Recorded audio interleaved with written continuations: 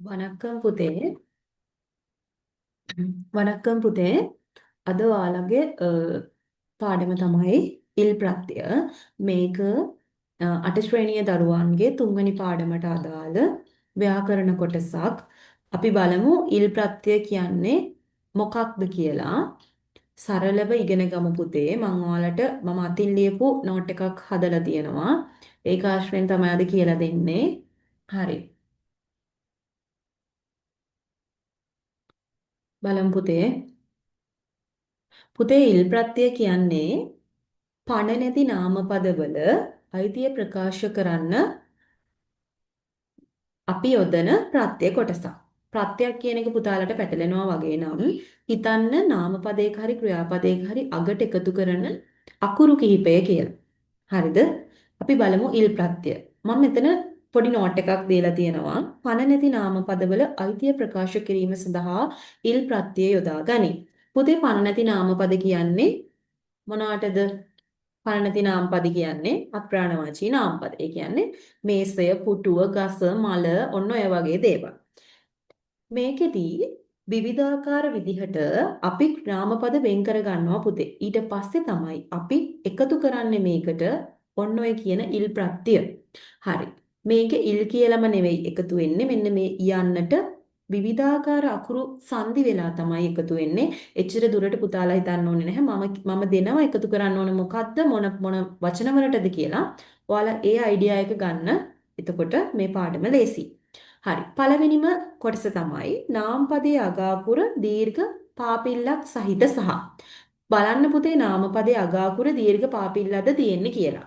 නැත්තම් ඇලපිල්ලක්ද තියෙන්නේ කියලා.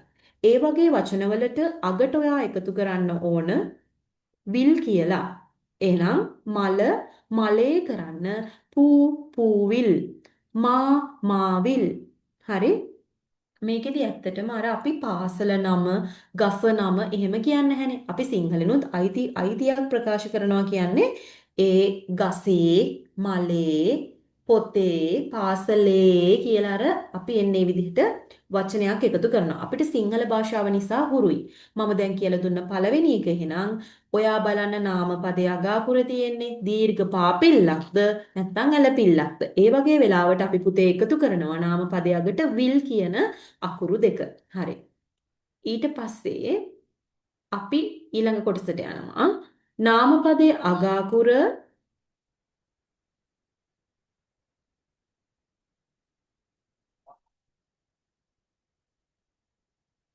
නාමපදයේ අගාකුරේ පුතේ නාමපදයේ අගාකුරේ තියෙන්නේ හරිද?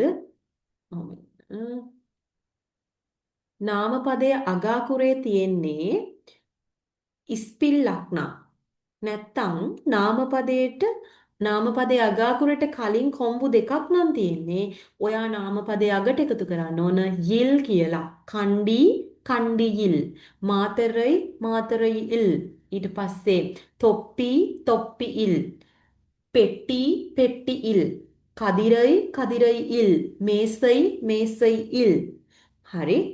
එතකොට අපි දෙකක් කතා කරා. මම මේ නෝට් එක දාලා තියෙන එක පුතාලා වීඩියෝ එක ස්කිප් කරලා ස්ටොප් කරලා ලියා ගන්න.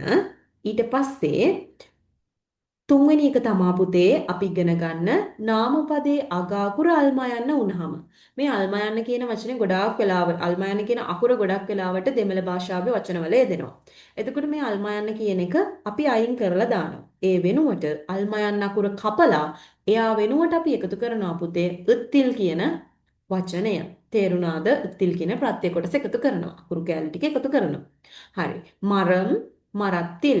පුත්තහත්තිල්. නිරම් නිරත්තිල්. වනම් වනත්තිල්. වානත්තිල්. පඩත්තිල්. පාඩත්තිල්. තේරුණාද? එහෙනම් අපි යනවා ඊළඟ කොටසට.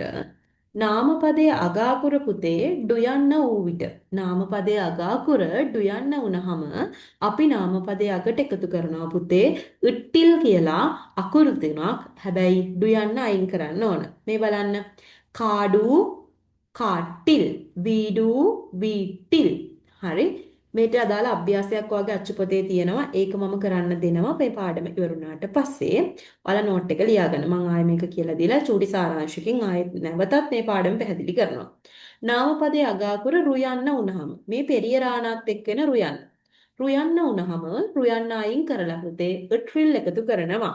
ආරු ආට්‍රිල් සෝරු සෝට්‍රිල් කිලරු කිලර් මේ කිලරු කිලරු කිලරට්‍රිල්. හරි. ඊළඟට නාමපදයේ අගාකුර හල්ලකුරක් වුණාම කොහොමද අපි හදන්නේ?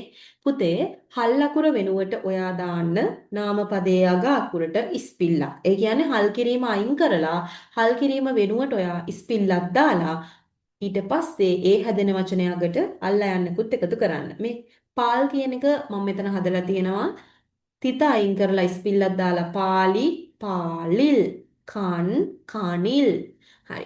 ඔය විදිහට ආයෙත් මම ඔයාට පුංචි සාරාංශයක් කියලා දෙන්නම් පාඩමේ. අපි අද කතා කරේ ඉල් ප්‍රත්‍ය. ඉල් ප්‍රත්‍ය කියන එක අපි යොදන්නේ පනනති නාමපදවල අයිතියක් ප්‍රකාශ කරන්න.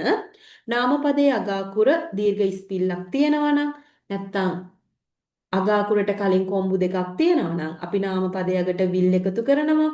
ඊට පස්සේ නාමපදයේ අගාකුර ඉස්පිල්ලක් සහිත නම් සහ නාමපදයේ අගාකුරට කලින් සෝරි පුතේ මෙතන වැරදුනා චුට්ටක් ඉන්න මම ඒක නිවැරදි කරන්නම්. නාමපදයේ අගාකුර දීර්ඝ පාපිල්ලක් හරි අගාකුර ඇලපිල්ලක් හරි තිබුණොත් අපි විල් එකතු කරනවා. ඊට පස්සේ නාමපදයේ අගාකුර ඉස්පිල්ලක් හරි අගාකුරට කලින් කොම්බු දෙකක් හරි තිබුණොත් අපි යිල් එකතු කරනවා. අල්මා යන්න තිබ්බොත් අල්මා යන්න අයින් කරලා උත්තිල් එකතු කරනවා. ඩු යන්න තිබ්බොත් ඩු යන්න අයින් කරලා අපි උට්ටිල් එකතු කරනවා. රු යන්න තිබ්බොත් රු යන්න අයින් කරලා අපි උට්රිල් එකතු කරනවා. අගාකුර හල්ලකුරක් තිබ්බොත් අපි හල් කිරීම වෙනුවට පුතේ අල්ලා යන්නක් අල් කිරීම වෙනුවට ඉස්පිල්ලක් දාලා පිටිපස්සෙන් අල්ලා යන්නක් එකතු කරනවා. ඔයාලගේ පොතේ තියෙනවා අභ්‍යාසයක් මේකට අදාළ. ඔයාලා ඒක කරන්න ඕන පුතේ. මම ඔයාලට අභ්‍යාසය පෙන්නන්නම්. මේ තියෙන්නේ ඔයාලගේ පොතේ තියෙන අභ්‍යාසය. මේක ඔයාලා කරන්න ඕන නෝට් එක ලියාගත්තට පස්සේ. එතකොට ඔයාලට සම්පූර්ණ පාඩම හොඳටම තේරෙනවා. හරි. ඊට පස්සේ මෙතනත් අභ්‍යාසයක් තියෙනවා.